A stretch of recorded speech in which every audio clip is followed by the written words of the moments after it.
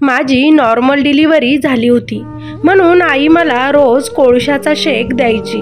पण हे सगळं माझ्यासाठी इतकं डेंजर घडू शकलं असतं हा मी स्वप्नात पण कधी विचार केला नव्हता. मी, माझी आई आणि माझं 1 महिन्याचं बाळ आम्ही एकाच वेळी मृत्यूच्या दारातून परत आलो आहोत.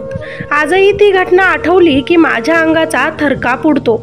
मी देवाची खूप खूप ऋणी आहे की देवानं या घटनेतून आम्हा तिघींनाही वाचवले. तुम्ही पण आई होणार असाल किंवा झाले असाल तर ही माझी सत्यकथा नक्की ऐका, जीव वाचेल. माझं नाव सुलोचना. ही गोष्ट आहे 2018 सालची. माझी डिलिव्हरी होऊन 25 दिवस झाले होते. नोव्हेंबर महिना असल्यामुळे कडाक्याची थंडी होती. आमच्या गावी नॉर्मल डिलिव्हरी झाली की भरपूर शेक देतात. त्या शेकासाठी आधीच कोळसे आणून ठेवलेले असतात. कोळशाची शेगडी यासाठी वापरली जाते की त्यातील थोडेसे कोळसे कोळशाच्या शेगडीत ठेवून फुलवले जातात आणि मग ती शेगडी लोखंडी खाटाच्या खाली ठेवून देतात.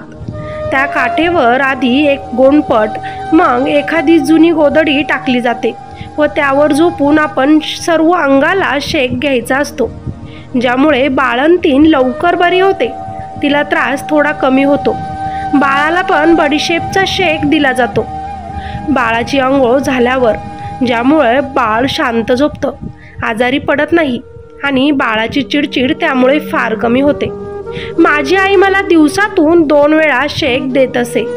एकदा सकाळी उठल्यावर पहाटे पहाटे व रात्री झोपताना एकदा. गुरुवारचा दिवस होता.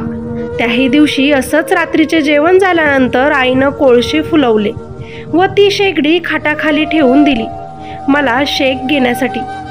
आम्ही गप्पा मारल्या. बाळाला आईनं खाटेला जी झोळी बांधली होती त्यात टाकून दिलं आणि झोका देऊन बाळ झोपी गेलं. थंडीमुळे दरवाजे आणि खिडक्या आम्ही घट्ट लावून घेत असू. माझा शेक चालू असतानाच आम्ही तिघंही झोपून गेलो. मी, आई आणि माझी 1 महिन्याची मुलगी म्हणजेच माझं बाळ. आम्ही शांत झोपेत होतो. थोडा वेळ झाला असेल. तितक्यात नंतर माझ्या मुलीला भूक लागली म्हणून ती थोडंसं झोळीतच रडत होती. तिच्या रडण्याचा आवाज मला येत होता, पण मी कितीही प्रयत्न केला तरी माझे डोळे उघडलेच जात नव्हते. मी प्रयत्न करतच होते की मी माझ्या बाळाला घ्यावं, त्याला शांत करावं, पण मला उठलं जात नव्हतं. मला मी स्वतः बेशुद्धच पडत चालल्यासारखं वाटत होतं. माझ्या आईला आवाज देण्या इतपतही शक्ती माझ्यात राहिलीच नव्हती. पण बाळ खूप रडू लागलं होतं. मी एक आई होते. माझा जीव तुटत होता, पण डोळे उघडतच नव्हते. रोज आई बाळ रडलं की त्याला माझ्याकडे झोळीतून काढून देत असे. पण आज माझी आईसुद्धा गाढ झोपेत होती आणि मला तिला आवाज पण देता येत नव्हता. पण बाळाच्या ओढीनं म्हणा की माझ्या नशिबानं मी पूर्ण शक्ती एकवटून माझ्या उशीखालचा फोन हातात घेतला व माझ्या भावाला फोन केला.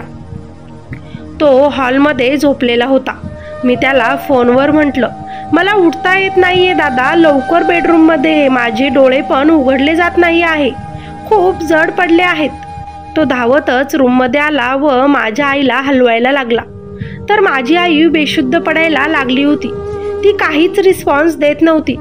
पण माझ्या भावाने रूममध्ये येताना बेडरूमचा दरवाजा उघडल्यामुळे बाहेरील ऑक्सिजन आत आला व मला थोडेसे शुद्धीवर आल्यासारखं वाटायला लागलं. आणि मला देवाने त्यावेळी इतकी चांगली बुद्धी दिली की मी पटकनच घराची खिडकी उघडली व फॅन लावला, लाईट लावला. आई उठत नव्हती म्हणून आम्ही खूप घाबरलो. आईला मी आणि माझा दादा जोराजोरात हलवून उठवत होतो. फॅनची हवा आणि बाहेरची खिडकीतून मोकळी हवा आत आल्यानंतर आईनं पण हळूहळू डोळे उघडले. मग आम्ही सगळेच माझ्या रडणाऱ्या बाळाला घेऊन पटकनच दुसऱ्या रूममध्ये गेलो व जवळजवळ आम्ही सगळेच अर्धा तासाने नॉर्मल झालो. घड्याळात पाहिले तर रात्रीचा 1 वाजला होता. मी माझ्या बाळाला छातीला कवटाळून रात्रभर तशीच बसून देवाचे आभार मानत होते की कुणाला काही झालं नाही. माझ्या स्वामींनी मला वाचवलं. आता हे सगळं कसं झालं असेल म्हणून आम्ही विचार करत होतो. दादाने लगेचच डॉक्टरला फोन केला व अपॉइंटमेंट घेतली. माझ्या डोक्यात फक्त त्या कोळशे, धूर, शेक हेच चालू होतं. म्हणून मी एका छोट्या पिशवीत त्या शेकचे कोळसे व ती राख सोबत घेतली आणि लगेच डॉक्टरांना झालेला प्रकार पण सांगितला आणि सोबत आणलेले कोळसे पण दिले. डॉक्टरने लगेच टेस्टसाठी ते पाठवले. थोड्या वेळाने आम्हाला आतमध्ये बोलवले. त्या दिवशी डॉक्टरांबरोबर चर्चा केलेल्या असता कळाले की शेक करण्यासाठी जो कोळसा आणला होता त्यामध्ये एखाद्या विषारी झाडाच्या फांदीचा कोळसा असावा.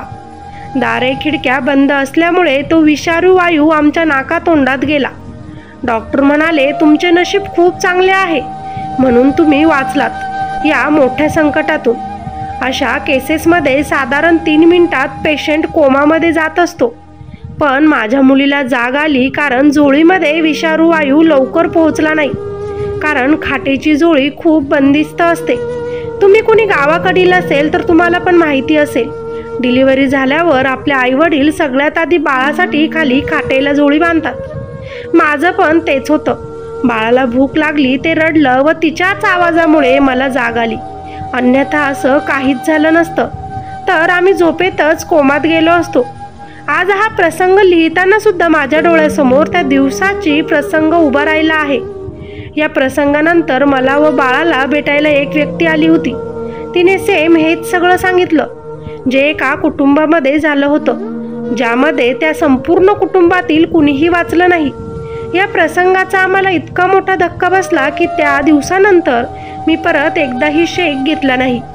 खूप कंबर दुखत आहे असं वाटलं तर गरम पिशवी वापरणं मी योग्य समजलं.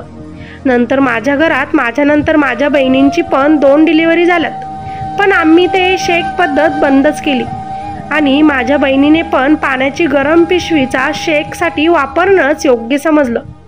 आज माझे बाळ म्हणजेच माझी मुलगी 5 वर्षांची आहे आणि मी माझ्या मुलीसोबत नवऱ्यासोबत एक आनंदाचं जीवन जगत आहे. या गोष्टीचं तात्पर्य, डिलिव्हरी झाल्यावर डॉक्टर पण शेक न देण्याचंच सांगतात.